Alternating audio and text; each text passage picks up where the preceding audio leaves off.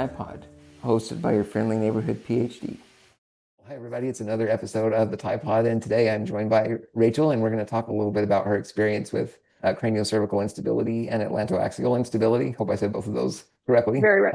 Very good. Yeah, so definitely looking forward to getting some information and knowledge, about your experience with both of those, hopefully to share with others who may not know or spread some awareness there. And then, talk about some maybe common things that we both experienced within the realm of medical and health related obstacles that many of us go through. So thanks so much for joining. Looking forward to it. Yeah, thank you for having me. I'm really glad to be here.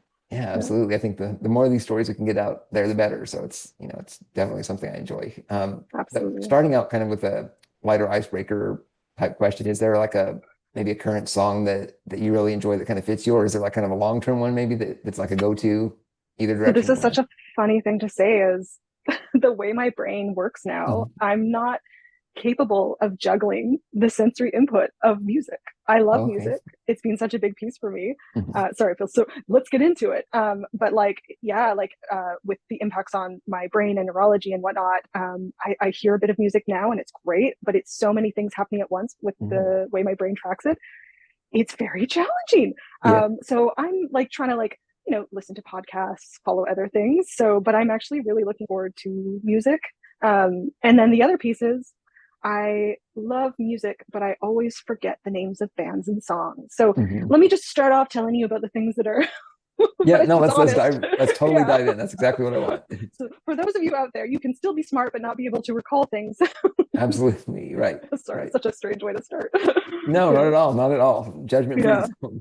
Usually it's like an earworm that gets stuck in my head. It's more of a tick than anything. Actually, it's the way I know when my brain is really tired is like I'll wake up in the middle of the night and it's already playing. So it's more like very cool. No, like experiencing music is very, very, I think, individual for sure. And I'm sure we'll get into, kind of like what that's like with your experience as far as like sensory things and everything. But I do love it though. It's just one day I'm going to be able to juggle that. Exactly. But no, that's actually a good segue into, I would just was wondering if you could just give kind of a overview of like your journey with, with both of the instabilities that you have. And we do have more detailed questions, but just like an overview of kind of what's been going on. Yeah. So the long and the short of it is people with CCI or AAI, I'll just say CCI because it's the umbrella. People can end up with this condition for a variety of reasons. Some of it's congenital, so they're born with it. Some of it can be connective tissue disorders. Some of it can be post-viral. So if you've had really serious virus, that can kind of affect some of your connective tissues. And then also traumatic injuries, which I fall strongly into that category. So over 16 years ago, I was in a highway accident and I was rear-ended and knocked unconscious. And I had a lot of challenges after that. I was diagnosed with a lot of different pathologies that had complexity.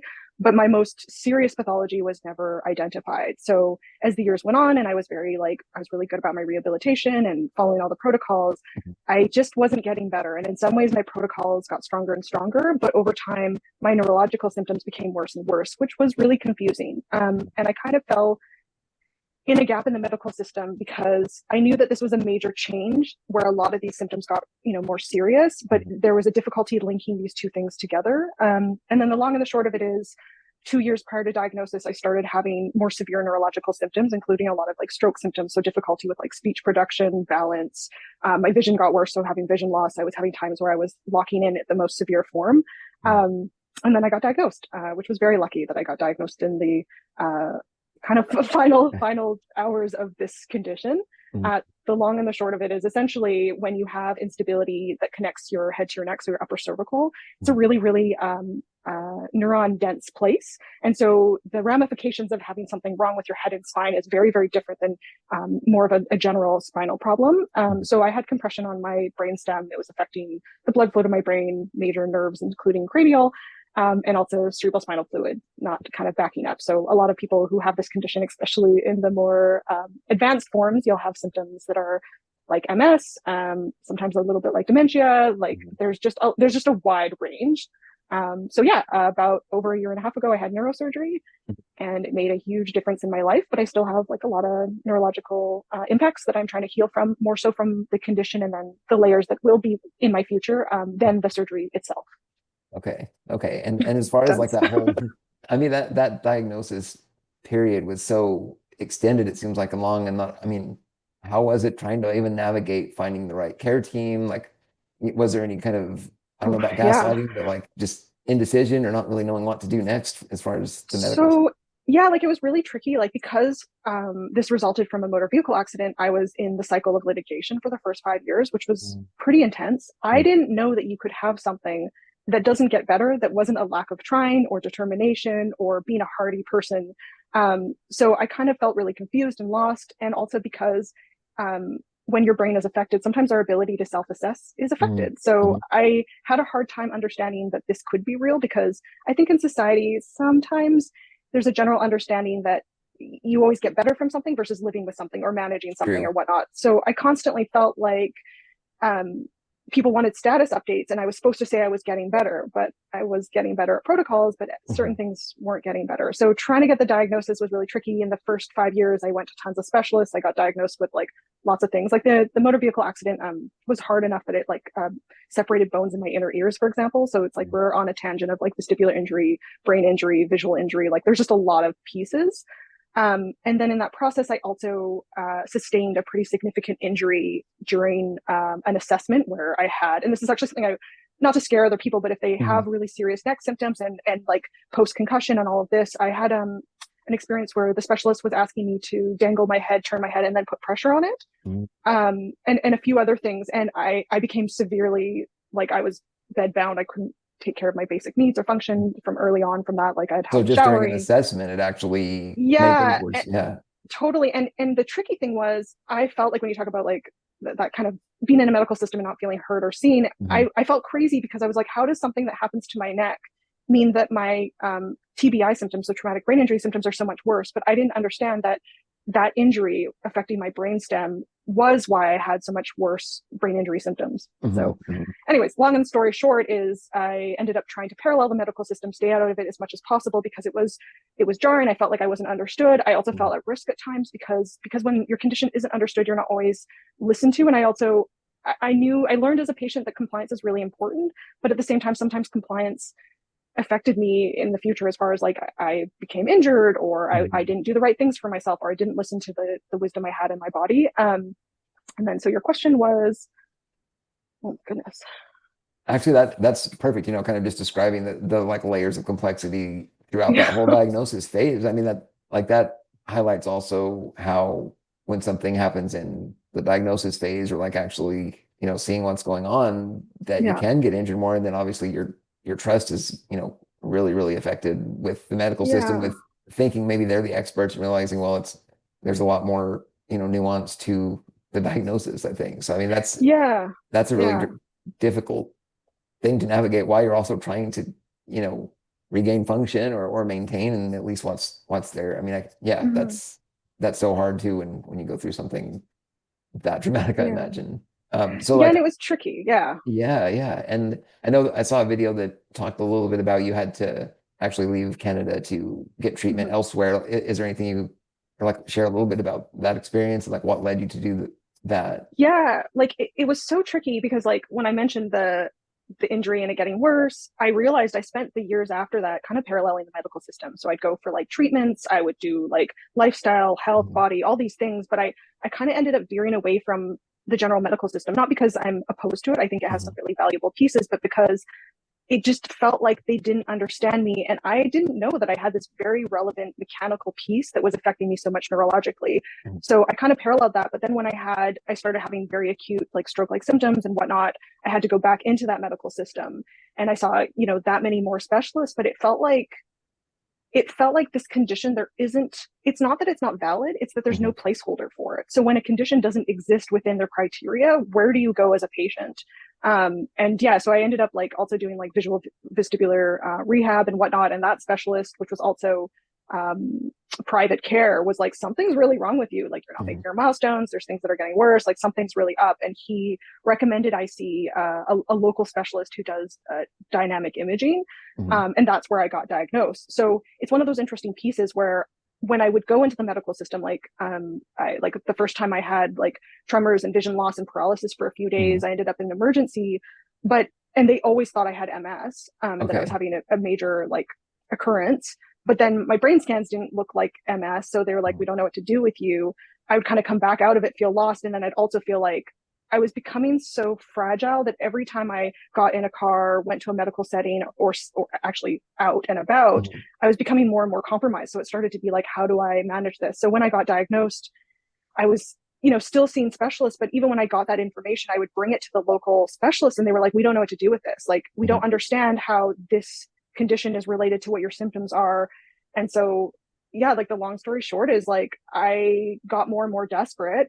My condition became so acute that I was having, really serious conversations with those closest to me, because I think that when I don't know if this is too heavy, but when your body is breaking down in a certain way, like you kind of know it, and it's not fear based, it's not panic, it's just, you can kind Matter of of tell. fact. Mhm. Yeah. And I felt like, okay, like I have to make responsible choices. I have to think what's going on. And the specialist who diagnosed me put me in touch with other patients who, like one was diagnosed with ALS, another one, like just really serious things. But it ended up Yeah. being that this condition was like, I don't know if it was like masking as the symptoms or whatnot, but this condition was the root of a majority of what was going on with them. And they Mhm. traveled for surgery. So that kind of started to prime me to be like, okay, like I'll look into it. And then I kept thinking, well, if it gets bad enough, I'll get the surgery. So like, I'm not getting the surgery because it's not medically necessary, not realizing that Right. You want to this avoid that if you can. Yeah. totally. And I also wanted to, I knew it could make me much worse. Mhm. And it was just such a strange thing too, because I think that unless you've dealt with complex health, you don't realize how many gaps there are in the system. Mhm. And also sometimes too, that the system acts too late. So there sometimes interventions happen when it's just specifically life-saving versus function saving. Right. And so I was also at that point where I was like, okay, what do I do? I'm just tracking my thoughts. Um, yeah, and I ended up just sorry, a lot of what I've learned is hindsight. So I went into this, Mhm. it became so severe. I didn't understand what was happening. And then it got to the point where I knew that I didn't have anything left to lose. And so I Mhm. essentially like did my research and had like a world leading neurosurgeon take me. So I did that. Yeah. And the tricky thing is, like in all the research I did before and after, is that this region of the body is so tricky to treat. Outcomes can be they're not always good. Mhm. Neurosurgeons will avoid it at all costs. So having him take me on gave me my best chance. And I've had a huge improvement from the surgery. And yeah, so Wow. I mean, that's really, like, I'm really glad to hear that you were able to get that procedure and go that route, because I know that there is the program as far as like, assisted, I think it was called MAID, if I'm not mistaken, in Canada, right? Like that seems to be, I don't know. I guess that's a very complicated, individualized decision mhm. and place to go, and so I just feel like going the other route where try everything possible to keep going, Yeah. is, And that's the reality for a lot of patients with the yeah, severe forms of this condition, is we keep thinking, and at some point it will change, but we yeah, keep thinking that the system will intervene, but there's no net for patients like us. And I'm still learning, I mean, today, like how to answer these true. questions, because this is my first time taking a run at like, so why this surgery? Why there? Why this? Like there's so many pieces in And my they're story. huge And questions. Yeah. Yeah. yeah, and I'm gonna get better at getting the more abbreviated version, because I'm just like examining the facts when we kind of talk about it. But Right. yeah, like it's just the number of patients, because there's like a Craniocervical Canada group. Like there are Hmm. patients we're losing.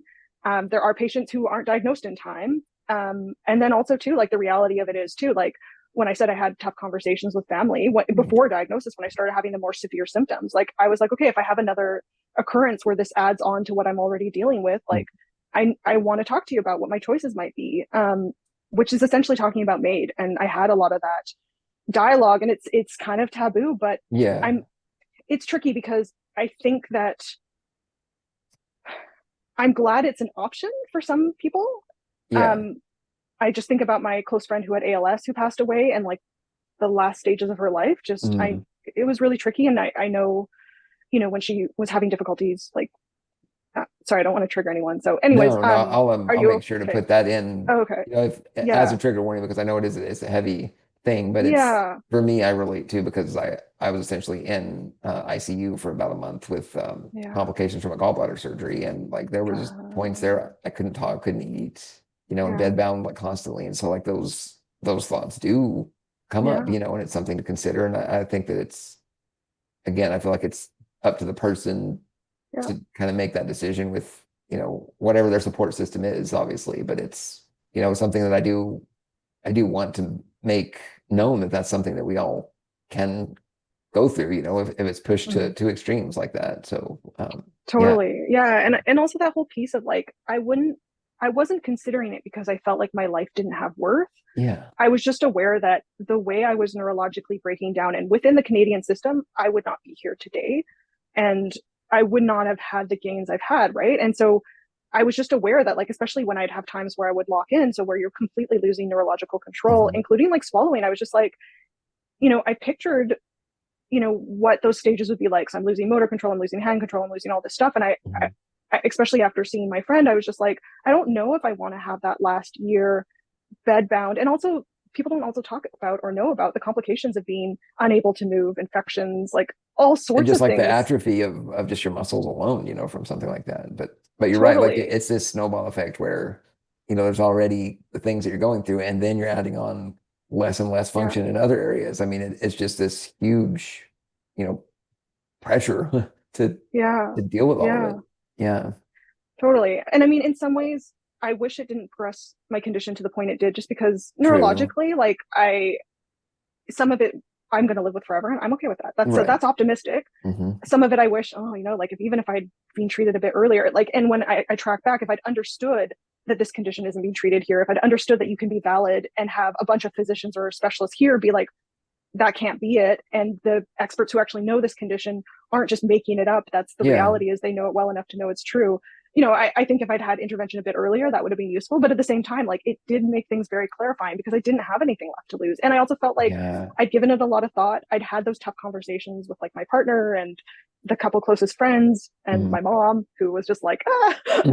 But Yeah. like thoughtfully, caringly, like, and also being, it was a very interesting place to be because when you're breaking down like that, I was so aware of how it was affecting the people around me, and I Mhm. didn't want to scare them, which is And such a that's another weird thing. highlight. I mean, like Yeah. if you do have a support system and you're lucky enough to it, you're thinking about them as well and what if they're going to be caregivers, like even the stress and pressure that they feel. I mean, Yeah. I think you're just highlighting how many factors and layers of complexity is going on Hmm. with this kind of journey where things are breaking down that way. I'm curious, like Yeah. as you after the surgery and as you've kind of regained some function, like what has it been like? Have you Hmm. gotten back, things that you were starting to lose, like maybe swallowing or any other kind of things you've gotten back? Yeah. So what the surgery did is it halted the progression and it reversed my most acute symptoms. So I haven't Mhm. locked in since surgery. I haven't had that like particular type of lack of muscle control with swallowing. My sight has improved, but it's still like a mess. Yeah.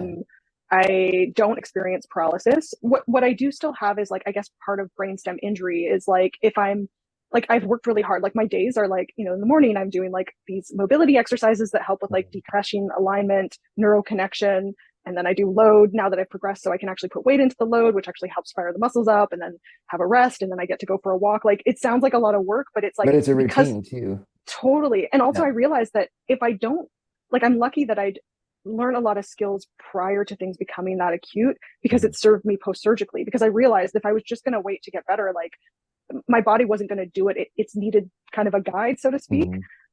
And then the other is that years of being untreated, my body did a lot of adaptations to keep my head on, literally. So when you don't have any ligaments in place, like the muscles and the bones and everything, including like, in your pelvis and your ribs, like there's a lot of alignment changes. It's all trying to Um, kind of adapt and heal itself, like as you're going through that recovery. yeah, which Yeah. is Yeah. wild. And then the whole neural It, connection thing. yeah. Yeah. I Yeah. was just thinking it reminded me with the way I sit in my wheelchair and everything, the way it was before the surgery and all the recovery and everything. I sat Mhm. in the chair very different. Like the hips were aligned Okay. different, the legs were positioned, and like so even say I was in a vehicle and they would hit the brakes, I would essentially fly forward. But after the Yeah. surgery, it's the strangest thing. It's backwards where I never feel like I'm falling forwards. I feel like I'm always leaning harder, back against the Interesting. seat. So like I think it's a very small example of why you're talking about like your whole body readjusting, reforming itself almost to Totally. And adapt to also it. all Yeah, of those like internal neuro connections. Like they used to, exactly. when they would study bodies with cadavers, they would Yeah, take all the fascia off. So there's like yeah, lining that goes over all the muscles, and it's got kind of,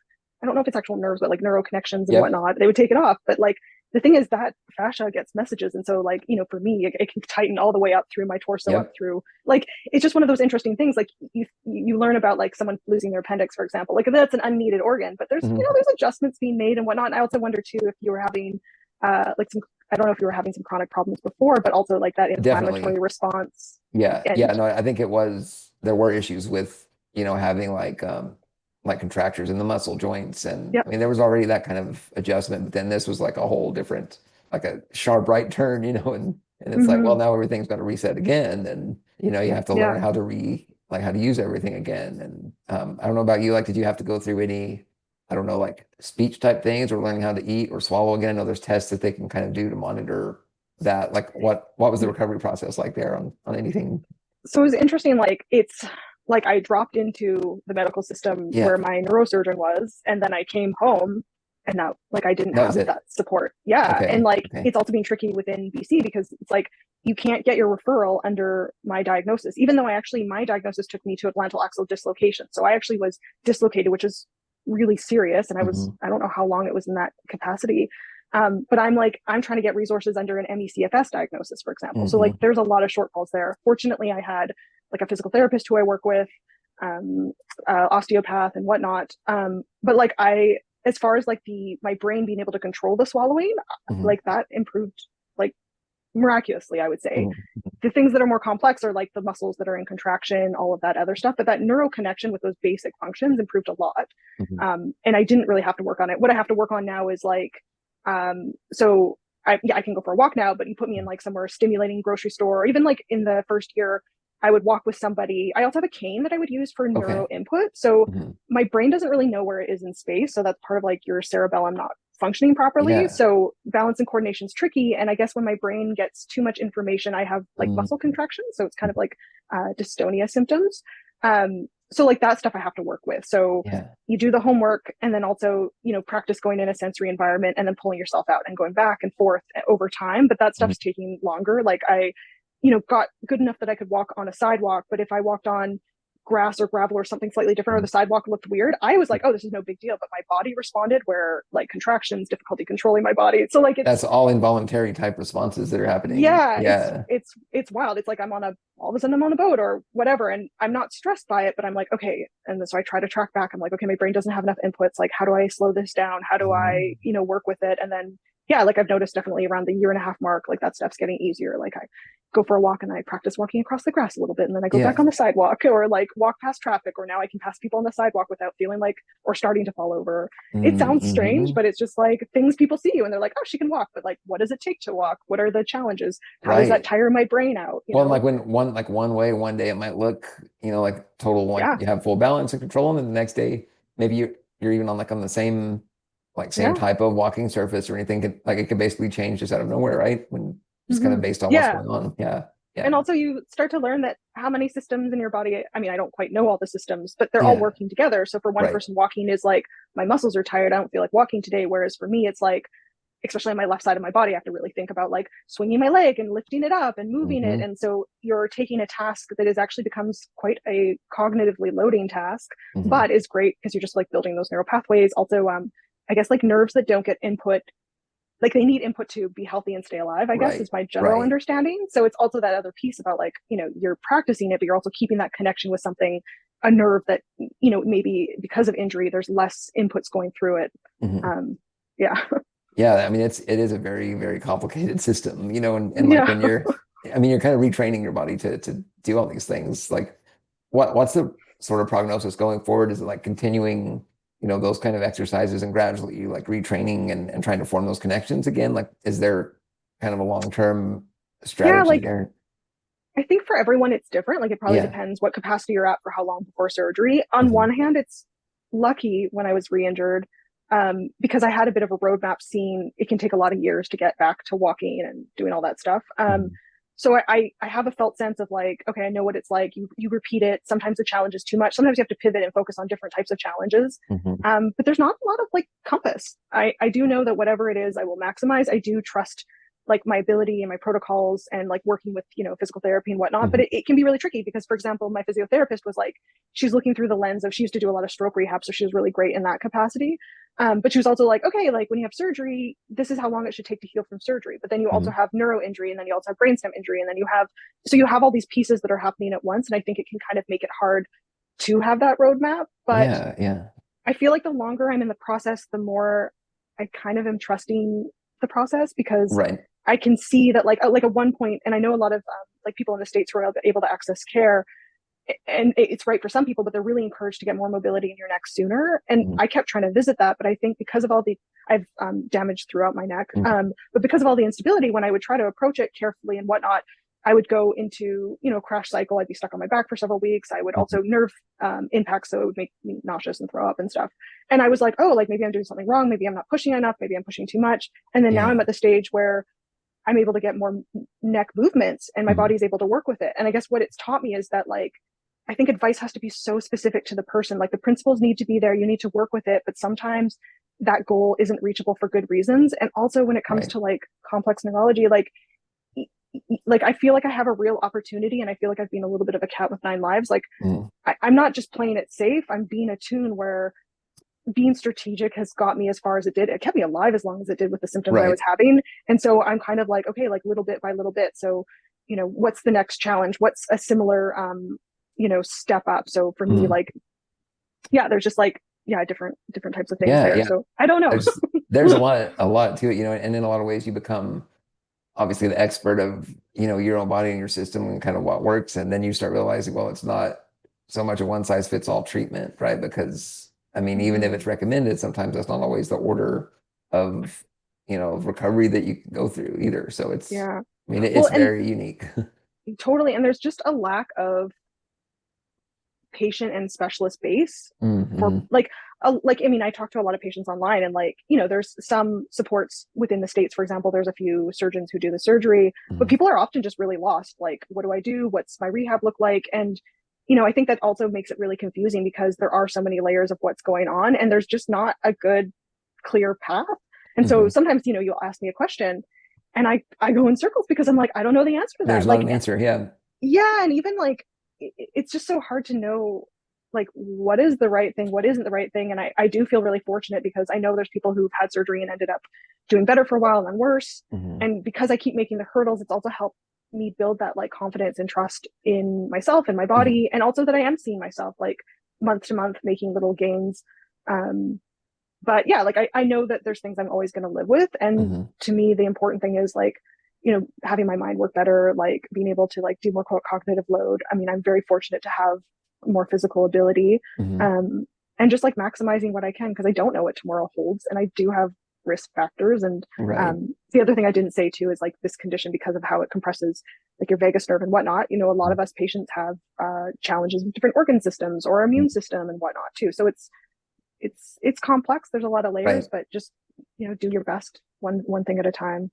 Right, exactly. I mean, I think that's so much of what we can do. And as far as like advocacy from like a social media standpoint, or maybe talking with other people, the videos I've seen that, you're really like authentic and open with emotional, feelings as you're going through these things. Like, has that been, I'm sure it's probably been therapeutic almost for you in some ways, but also like, what has the response been from, other people that are maybe going through any similar things? It's been really positive. Like it's so interesting, because I literally felt like I lived in hiding for so many years, because I dealt with so much, but it was never diagnosed. I didn't know what it was. And I felt like my character was the first thing people wondered about. Like, why does she, seem okay, but she's not okay? Or why isn't she working? Or why is this or that? And so I was so quiet. And then as I got to the point where it became so severe and I got diagnosed, and just at the bitter end was like, maybe I should like document a little bit of this, because what I realized is this statement comes into my head, which is, if not now, then when? I realized like, okay, I spent years with symptoms not being super obvious, and then but crashes where they where I'd lose some motor function and whatnot. And then I got to the point where it became very clear there was something wrong, and I still didn't know where I was in the medical system, and I didn't have that validation. I didn't know what was going on. I didn't have a treatment plan. And sometimes it was treated like, well, I mean, like maybe it's psychosomatic or whatever, which is just so unfair. So I stayed private, and then I started to open up, and it's terrifying for me. I'm not practiced at this. It's kind of the opposite of who I am, but I also feel like, if not now, then when? Like, if like, can a silver lining in my own experience be that things got that severe, that I got dislocated, that it progressed to that point, and I still wasn't caught in a system that had a place for me or treated as valid, Mhm. how I feel like I owe it to others to Yeah. like take that and be like, hey, you know what, you have life limiting symptoms, nobody can see them, but that doesn't mean it's not real, because I also know what that's like. And so Mhm. it's been really validating in that way. And also to like, I'm also not used to speaking and feeling understood. So when I have made a video and I'm like, so like, oh my God, I don't want to post this. And then I do, Mhm. and people are like, oh, this really hit me. Right. I connect so much with it. I'm just like, sorry, are you talking about me? Like it's new and it's Is it different, but real? it's all, Yeah. yeah, but it's also like, I guess like I was thinking about like the idea of like, what do I like? What do I enjoy? And when my life had been so pared down for so long, and like still my capacity is very limited, I realized the thing that kept me going was connection and caring about other people. And for some reason, I held on to that. Everything was breaking down. I wasn't okay, but I could still care. Like it was like Mhm. the only thing that wouldn't get taken from me. And so as I've improved, I'm also like, okay, like this part of me is sacred, and I want to nurture and take care of the things around me. And I feel like in the health community, and especially others dealing with this condition and getting dismissed, this is something I can do that hopefully gives other people safety and space to know that like you can be valid. You can actually have imaging that shows something, and it can be dismissed because the system doesn't have the criteria for it yet. Like it's a long answer, but it's just it's validating, it's scary, and it just feels like something really important to do. Right. Right. Wow. That was just Which is really, intense. no, I just really hit kind of a corner there a little bit, because I think so many of us, we can't find that anywhere else, like Yeah, yeah, when you do find someone there and make that connection and see that, no, we don't have the same, even maybe disability, or if you have the same disability, maybe it's a different experience, but at the same time, yeah, like that feeling of like sort of being seen and knowing that, someone else can yeah, relate in some way, and you can't get that like anywhere else that I have found, with yeah, my disease too. So I mean, that's just, I really appreciate that yeah, you're voicing that and putting that care and empathy factor out there. yeah. I think everyone dealing with these kind of medical health things, we all need it, I think. Yeah, it just Yeah. brought up for me that whole piece of like it's weird, like so many things in life when we talk about them, if it's like career or goals or whatever, people hear it. But when we deal with health, like for me in a way, it's like, and probably yourself, like the things that you do are like achievements, even when it comes to stuff that is struggling. But it's almost like there's a social taboo that if you struggle with health or cognition, that it's negative. But in some ways, like I think about all the people I talk to and like their character and their strength and their that fortitude is so strong. And so in some ways I feel like we should be able to talk about this, and instead of it being seen as like we're being negative, it's like this is the fight, this is the Yeah. Everest, this is the marathon, this is, and we want to exist. And I realized like the reason I was so quiet for so many years, and I still really struggle with it, like I feel almost panicked when I'm open, Mhm. is but I want to feel safely seen. I don't want to just feel seen. I don't want attention because it's Right. terrifying. Most of the Right. time when you don't fit the general societal criteria, even when people are kind, it can come with a lot of misconceptions, and sometimes that can feel really isolating. And so it's like the idea of feeling safely seen is just like it's so valuable, Hmm. because we're I think like one of the things about living with complex health is the amount of time we spend even when we're with people alone, you know? Yeah, yeah, yeah, exactly. I mean, Yeah. I had been talking to a friend recently about that, that sometimes that is something that we might feel, is that like even in the most crowded spaces, there's Mm-hmm. that alone factor because we're seeing things, needing to do things differently. And I mean, our minds Yeah. have to process things that no one really even thinks Yeah. about a lot. Yeah. So I think that being visible and being seen in a way that feels like a comfort zone, Yeah. is a big deal. I mean, we need that, and I feel like Mm-hmm. a lot of us maybe don't find it as soon as we wish we could. But I think doing like having these kind of conversations and like sharing what you're sharing is going to help kind of break that down, where maybe people get help quicker, maybe they can process things sooner, not have to suffer maybe to the extent, and I mean, it's just like the outlook, I think, going forward with, sure, like our Everest is, learning to walk, or like learning to have cognitive function and all those things. Like it's not like a negative. It's just the journey that we're going through with that kind of diagnosis. So yeah, I really value that in the entire community that's kind of out there in social media. Yeah. Yeah, Yeah. it's really Yeah. important too. And the last thing I was just thinking about when you were talking is like the safely seen, but it's also that whole piece of like, I think a lot of us, when we open up, we want connection, but Mhm. there's misconception when we try to share because people don't have enough, like broad enough understanding or even a compass to be like, understand different factors. And so sometimes when we open up, it can even be more isolating. And I know for Mm. me, that's been a factor that's kept me quiet because That's a it's good like, it's point. already, yeah, it's already hard enough. But at the same time, I also feel like I I do really care and I do want to connect and I also want to help people know like in my own relationships like that nobody should just know this stuff. Like even in my own partnership and I'm very lucky to have that, you know, he doesn't understand everything right away and Right. I have to remind him that it's safe, it's okay not to know, it's okay to need clarification, it's okay Hmm. sometimes even where you know the shock of some of the like crashes I have neurologically, it's not as shocking anymore. So sometimes he kind of gaps out a little bit, right? He's Yeah. like, oh Yeah. yeah, like this, it's less startling, whatever. But like for us to kind of normalize that, like the people around us too, like there is learning and Hmm. I want to be there not to like jump on them, but to help educate people because, people can also feel afraid to ask a question. But then, Right. we're alone because people don't know how to ask. And you're right, like when we have those kind of supports with us, like that, they don't know everything. And sometimes we don't know how to even convey Oh, right yeah. away what's going on. And so, that's a whole nother journey in itself. Like, you're trying to figure everything out together. So like Mm-hmm. you're right, like kind of that openness to learning and realizing, well, even though I'm with this person every day, there's still things that we can work on to make it better, and being open to that Mm-hmm. is a big, big deal, I think. Yeah. Yeah. Yeah, and like Yeah. not having that judgment either way too. So that's really good wisdom, I think. Yeah. It is so tricky.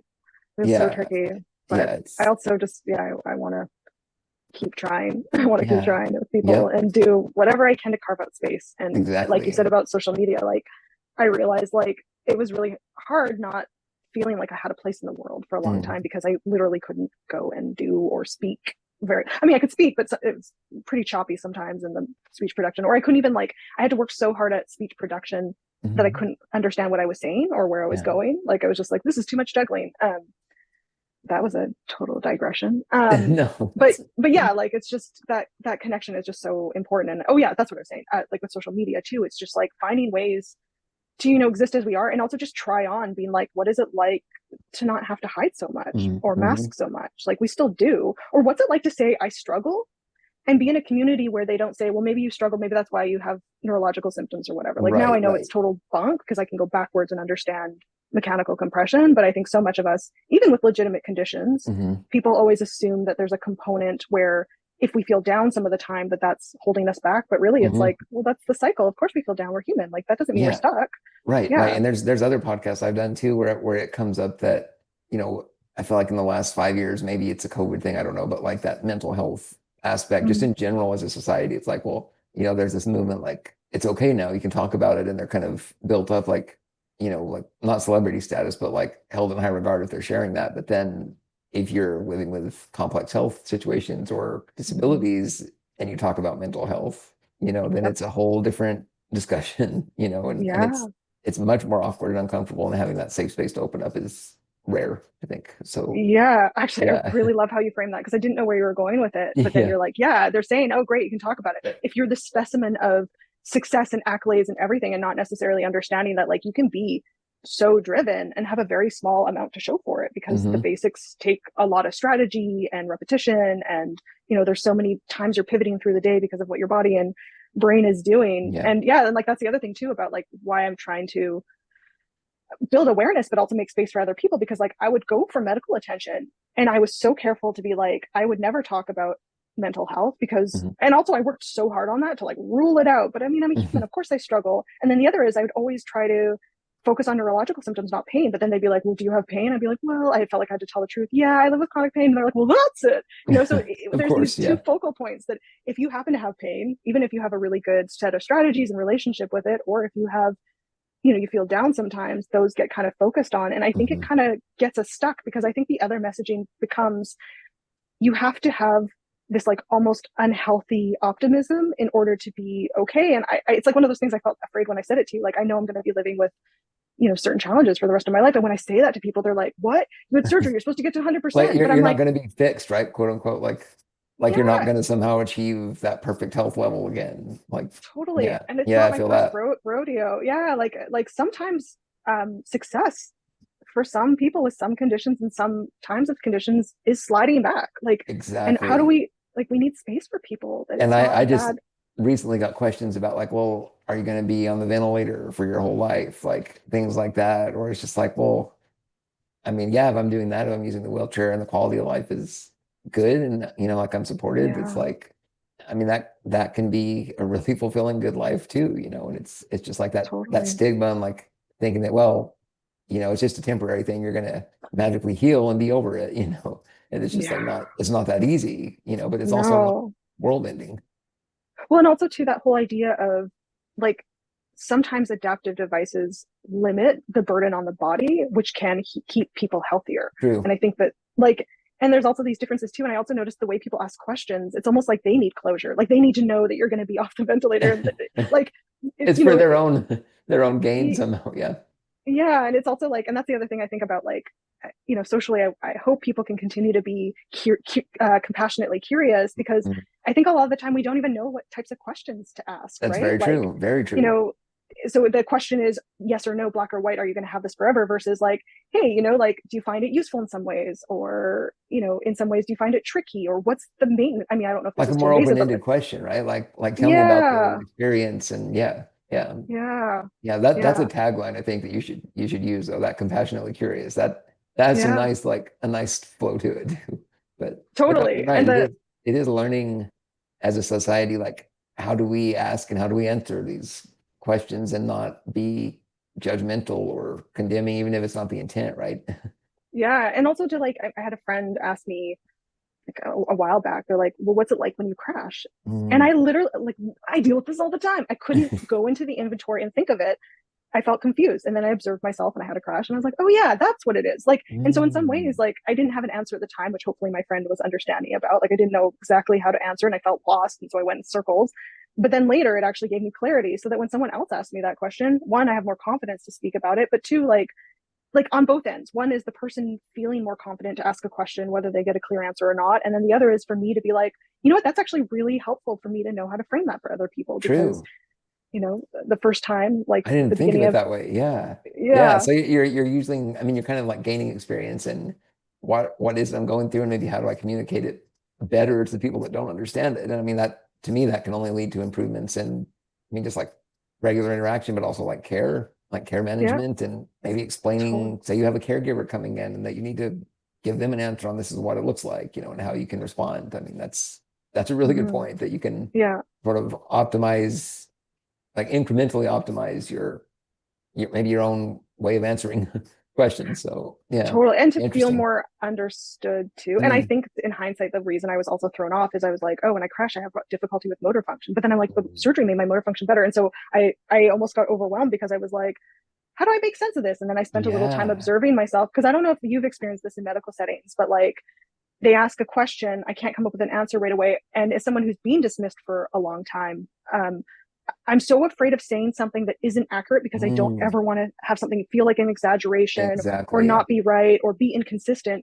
I think my brain has a harder time, figuring out how to answer it. So I tend to shut down. But in I totally hindsight, relate. Yeah. oh, you Yeah. do? Yeah. Okay. I was even thinking like I'd met with pain specialists for a Yeah. couple appointments and it's like they're telling me information about like you have to do like drug testing and you have to do all these things to make sure you can stay on the medication. And if for some weird reason you failed it, like they might remove that option for you from pain care. And I'm just sitting there like thinking, okay, here I am trying to figure out how to handle the pain just in general. And then I'm getting Yeah. questions like that and I'm having to answer. And I'm just like, how is that? How do I even answer? Like, how do I wrap my mind around that question even, on explaining what my Yeah. pain level is or where it hurts or how it hurts or, you know, And for me, I always need time. Like, actually, one thing that was really helpful long before a diagnosis is I remember going to a specialist, and cognitively, I was struggling so much. They asked me all these questions. I couldn't even answer something like, well, I do mobility exercises. Well, what are they? And I'm drawing a mm, blank because I have cognitive impairment. right. So after the appointment, I jotted down some questions that they asked me.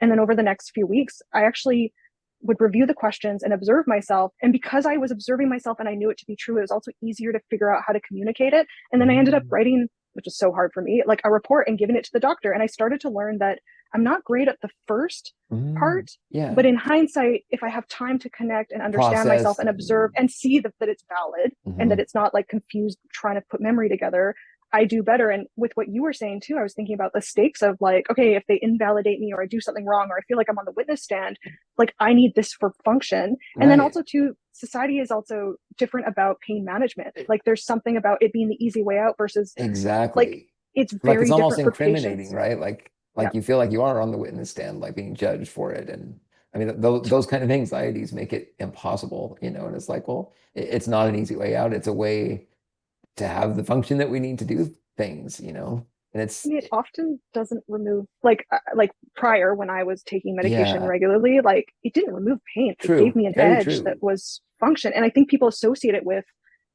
you know, feeling euphoric or not feeling pain versus the relationship. Or like you're wanting a high of like a recreational drug or something. And it's like, no. And you're right, like the pain, it doesn't 100% go away. Like I remember doing bed transfers after they give me fentanyl in the ICU. And that was the only way I could even tolerate it. And I was still in agony the entire process until it was done. So I mean, it's a way to somehow handle these things, but the pain doesn't always, I mean, it's not gone for sure. No, and when your body is in that type of neurological distress, I do think people process it differently. And sometimes like, and also the counterproductive side of when your body, like especially dealing with like brainstem and vagus nerve injury, like, you know, I was very conscious about what I took and how and why, but I also was very aware that like it was so counterproductive for my system to be flared and flared and flared. And like I'm someone who can deal with a lot. It's not and I use all the other strategies too, right? True. And just like you said, you know, bed transfer is such a basic thing. Also, it's probably really important for sores and pressure sores and hygiene and all of those things.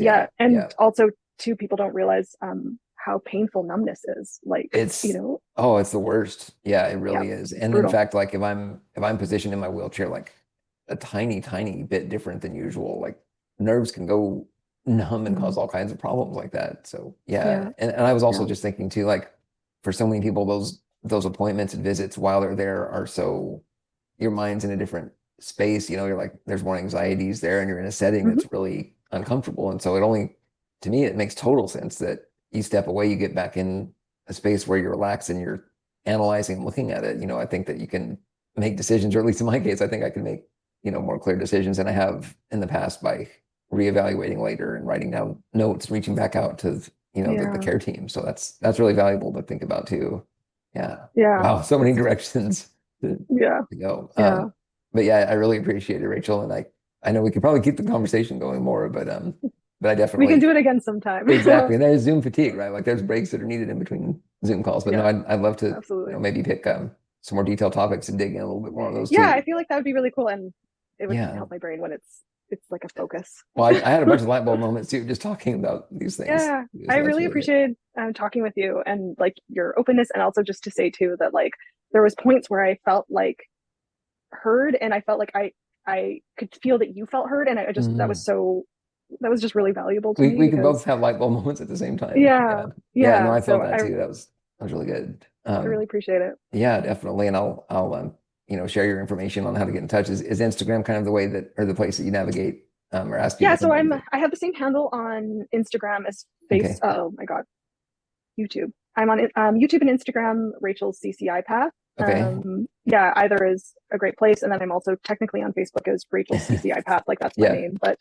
well, there is so Instagram is easier. Yeah, there is the mountain of social media platforms now, so I know that it's a weird thing to navigate to, but I'll definitely, you know, put those profiles and handles in, and look forward to and the handle too for people who want to know more about this condition, YouTube kind of has more educational things. There's also like a playlist for resources and whatnot, just because there is a lot of learning. So I try to, when there's an interesting video, or even I've done a couple interviews with like a specialist and whatnot, people can check that out. Great. That's really good. Well, I'll definitely include that too, and I look forward to staying in touch with you in the future. Yes, please.